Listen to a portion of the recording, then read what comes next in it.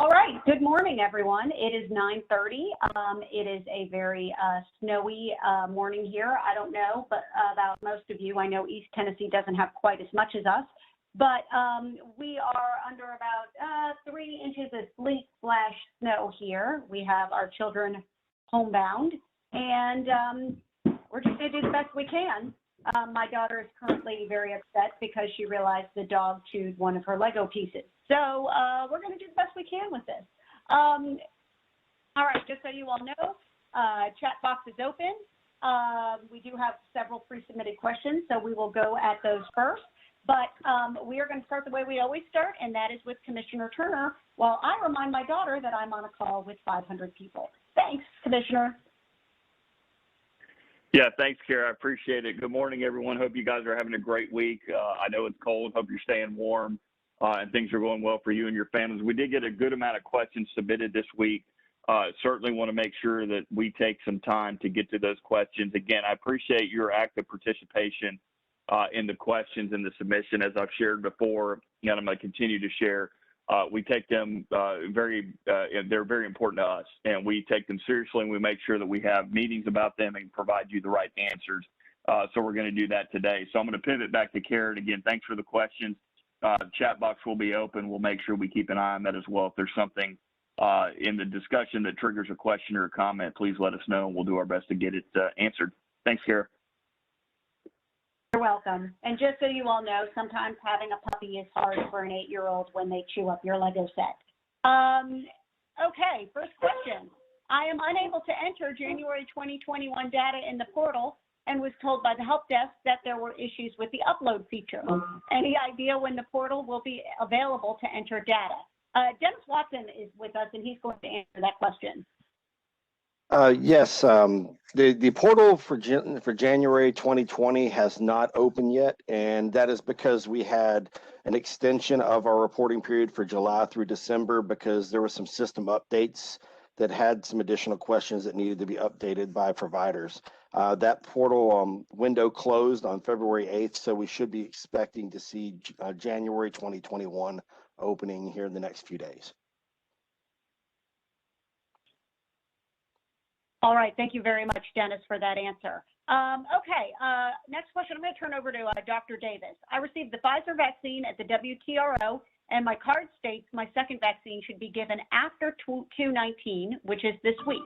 Is there a plan in place for a second vaccine for those who had the first one 2 weeks ago? Dr. Davis. Yes, so there is always a plan, and whenever you get a vaccination, it is generally safe to assume that 3 weeks later, if it's the Pfizer vaccine, that there will be an event scheduled at that same location for you to get your second dose. In this particular case, though, that will not happen because of the weather. So the event for Memphis is being rescheduled for next week, and we will have to be in touch with you about the date because that has not been established yet. So that is for the second dose event at Arlington Developmental Center, the first of which occurred on January 29th.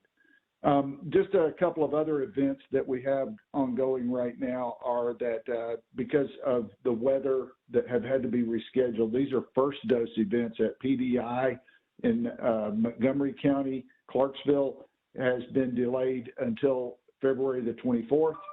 An event at Brightstone in Williamson County has been delayed until February 25th. And an event at NIA Association has been delayed until next week on the 26th. So those 3 events have been rescheduled for next week. Of course, any other events that were occurring this week probably are at risk of being rescheduled. So if you have another event that you're attending, you should check in with whoever was sponsoring that event. I also, just Kara, for a second, wanted to take just a second to give a huge shout out to Carly Carlton, who has been fielding all of these calls for people wanting vaccines and getting them plugged into these events that I'm talking about. And especially this week with all the cancellations that have occurred, she has been a real powerhouse in getting those things rescheduled and keeping up with everything and making sure people get plugged into the right place. I just really want to give a great vote of appreciation for Carly and all the work that she has been doing this week. All right, thank you, Dr. Davis. Carly is also my assistant, and she is the person who runs these events that we are on right now every single week. So to say that she is absolutely instrumental is it would be an understatement, because she has definitely helped us keep going during this time. The funny thing about it is she's been doing emails about the vaccinations during this meeting that she's running for us. So I've just been majorly impressed at her ability to multitask as she's going through these things. She's very, very efficient. Yes, absolutely. And trust me, I probably would not be able to get up in the morning without her assistance. So thank you, Dr. Davis, for that, and thank you for that good information. Obviously, the weather is causing some problems when it comes to some of the previously scheduled events we had, but that will not impact our ability to try to get those rescheduled and get everyone their first or second doses. Okay. Carol, one other thing, Chia just posted in the chat box that an event that was scheduled for Lebanon, at Prospect in Lebanon for the 18th was rescheduled for March 2nd. So that's another event that's being rescheduled. Carol. Excellent, thank you. And yeah, take a look at that chat box, everyone. There's always some good information in there, and some links. When we refer to links, we get those links in there as well. So good information, everyone, and we keep on going when it comes to trying to get everyone vaccinated and trying to get through this snowy delay right now. Next question. We're moving over to integration. So I'm going to bring Jordan in for the first part of this question, because it's a multi-part question. So I'll ask the first part of the question first. Come July 1, when 1915C waiver providers transition to MCOs, will providers have a choice to accept or deny new referrals? And will there be a certain quota requirement or acceptance, or a maximum number of denials allowed annually with MCOs? Jordan, if you can take this part, I'll turn it over to you. Sure, thanks. Good morning, everybody.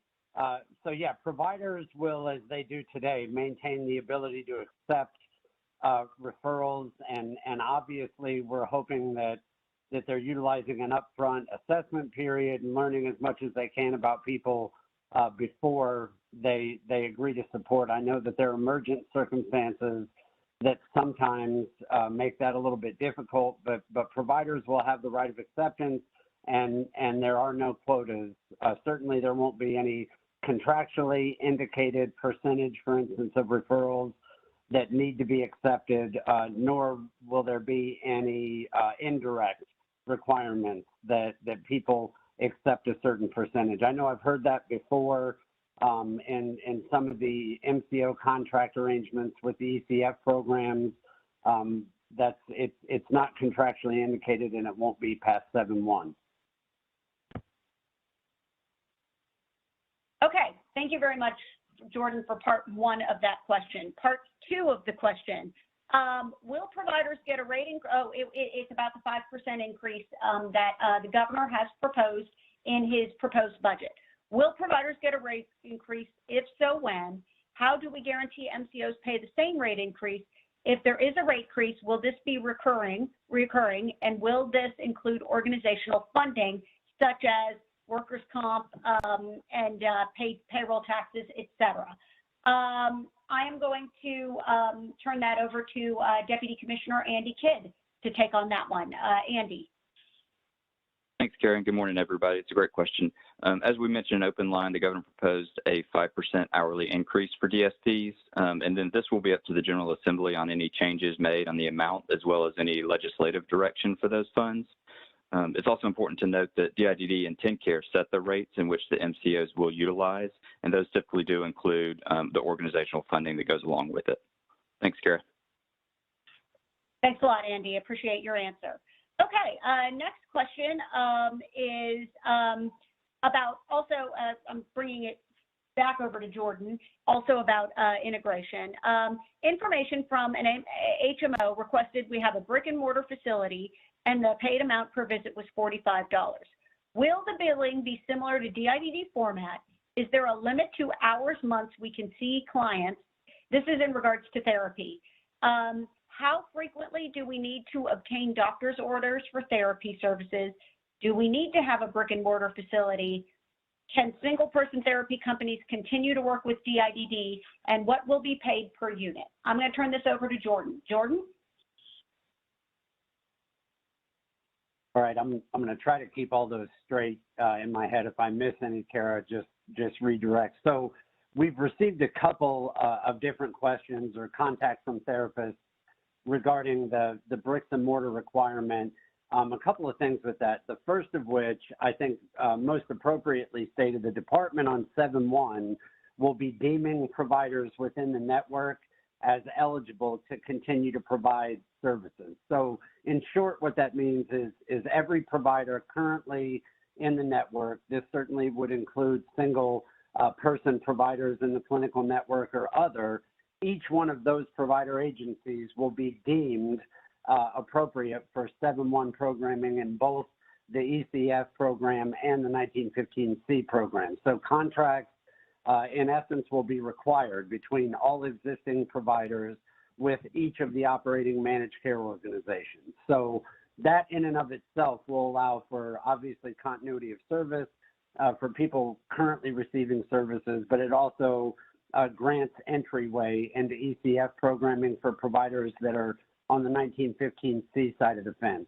As it pertains directly to the bricks and mortar requirement, as stated in the question, there is, I think that the mix-up has occurred really by virtue of a system issue and not by a mandate. The system with the managed care organizations, at least two of the three, has a column that requires an address for a provider. And I think provider agencies or maybe even some managed care organization personnel have interpreted that to mean that a bricks and mortar building needs to be present in order for a license and ultimately a service to be assigned. That's just not the case. So even past the deeming process, which as you guys know is for a period of at least 6 months, clinical providers that work out of their home will continue to be available to contract with the managed care organizations to provide services. The rates and the services, and I think this covers the rest of the questions, although I think there were 3 additional ones. The rates and services for the 1915C and the ECF program will remain the same on 7/1. So the rates that you're being paid now for any clinical services offered within the ECF program will remain consistent, as will the rates for any of the 1915C programming. Down the road, after we develop and implement a single system program where there's one menu of services, for instance, then obviously those rates will be leveled because there'll only be one set of rates for each service offered. But for the time being and for the foreseeable future, the rates that you're being paid now are the rates that you'll continue to be paid going forward. The requirements relative to those services will be consistent with the requirements today. Excellent. Thank you very much, Jordan. Okay, let me see if there's any questions in the chat box. Those are all the questions that were pre-submitted to us.